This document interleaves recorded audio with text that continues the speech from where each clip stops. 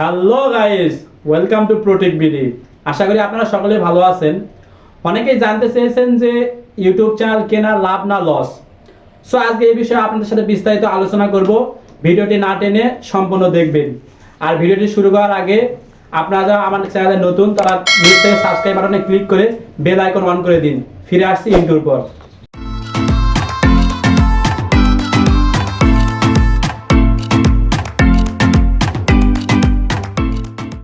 আমরা সকলেই জানি 1000 সাবস্ক্রাইবার ও 4000 ঘন্টা ওয়াচ টাইম হলে একটা চ্যানেলে মনিটাইজেশন পাওয়া যায়। আবার অনেকেই আছে যারা 1000 সাবস্ক্রাইবার ও 4000 ঘন্টা ওয়াচ টাইম করতে চায় না। তারা কষ্ট করতে চায় না, তারা শূন্য থেকে শুরু করতে চায় না, কারণ একটা ইউটিউব চ্যানেল করতে গেলে অনেক ধৈর্য ও কষ্ট করতে হয়।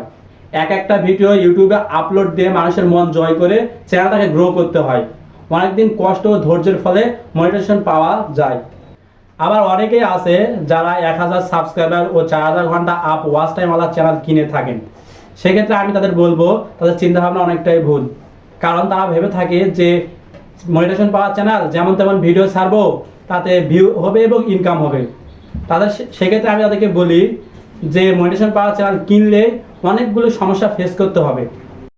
নাম্বার 1, আপনি যে ব্যক্তির কাছ থেকে চ্যানেলটা কিনবেন তার কিন্তু সাবস্ক্রাইবারগুলো তাকে দেখেই বা তার ভিডিও ভালো লেগেই সাবস্ক্রাইব করেছিল। এখন যদি তার চ্যানেলে অন্য কেউ ভিডিও আপলোড করে বা তারা অন্য কারো ভয়েস শোনে, সেক্ষেত্রে দেখবেন যে ভিউ কমবে। আর যদি ভিউ নাও কমে থাকে দেখবেন আস্তে আস্তে কমতে থাকবে, কারণ একজনের কথা বলার স্টাইল আর একজনের কথা বলার স্টাইল সম্পূর্ণ আলাদা। আর এটাই স্বাভাবিক, একটি মানুষের গলার ভয়েস আর একটি মানুষের গলার ভয়েস এক হবে না। নাম্বার 2, যে অসুবিধা হতে পারে তা হলো কন্টেন্ট ক্রিয়েটর। আপনি যে ব্যক্তির থেকে চ্যানেলটা কিনেছেন তার সাবস্ক্রাইবারগুলো এসেছিল তার কন্টেন্টগুলো ভালো হওয়ার কারণে। সে বোঝে এবং ভিউয়াররা কেমন ভিডিও পছন্দ করে সে অভিজ্ঞতায় এবং সে অনুযায়ী সে ভিডিও আপলোড করে।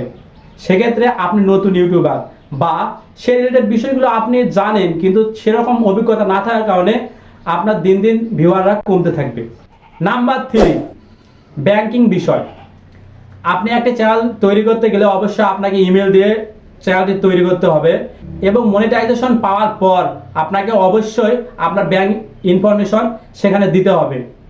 এক্ষেত্রে আপনার অনেকটা সমস্যা ফেস করতে পারেন, যেমন আপনি যার থেকে চ্যানেলটা কিনবেন তার ইমেলটা রিমুভ করে আপনার ইমেল অ্যাড করতে হবে এবং ব্যাংক ইনফরমেশনের জায়গায় তার ব্যাংক ইনফরমেশন রিমুভ করে আপনার ব্যাংক ইনফরমেশন অ্যাড করতে হবে। আর এখন আপনাদেরকে বলবো, আপনারা যদি চ্যানেলটা কিনেই থাকেন তাহলে আপনাদের করণীয় হলো যে ব্যক্তির থেকে আপনি চ্যানেলটা কিনবেন সে ব্যক্তি যে ক্যাটাগরির ভিডিও আপলোড করতো আপনিও সেই ক্যাটাগরির ভিডিও আপলোড করবেন। আর তা যদি আপনি না করেন তাহলে দেখা যাবে আপনার চ্যানেলের জনপ্রিয়তা হারাবে দিন দিন। পরিশেষে আমার মতামত জানাই, কারণ আপনারা আমার মতামত জানতে চেয়েছেন। আমি বলবো একটি প্রতিষ্ঠিত চ্যানেল না কিনে একটি প্রতিষ্ঠিত চ্যানেল তৈরি করুন, কারণ এতে হয়তো অনেক কষ্ট ধৈর্য থাকে কিন্তু এর মধ্যে সফলতা নামক চাবিকাঠি থাকে। সেজন্য আমি বলবো আপনারা শূন্য থেকে শুরু করেন, শূন্য থেকে একটি চ্যানেল তৈরি করেন। এক কথায় আমরা জানি কষ্ট ও ধৈর্যের ফল সুমিষ্ট হয়। সো আশা করি আপনারা এই ইউটিউব চ্যানেল কিনলে লাভ না লস হবে সে বিষয়টা বুঝতে পেরেছেন। তো আজকের এই ভিডিও আপনাদের কেমন লাগলো সে সম্পর্কে আপনারা অবশ্যই আপনাদের মূল্যবান মতামত কমেন্ট বক্সে জানাবেন এবং ভিডিওটি ভালো লাগলে অবশ্যই একটি লাইক দিয়ে আমাদেরকে আরো উৎসাহিত করবেন ভিডিও করার জন্য। আগামী ভিডিওতে আবার দেখা হবে, সে পর্যন্ত ভালো থাকবেন। ধন্যবাদ।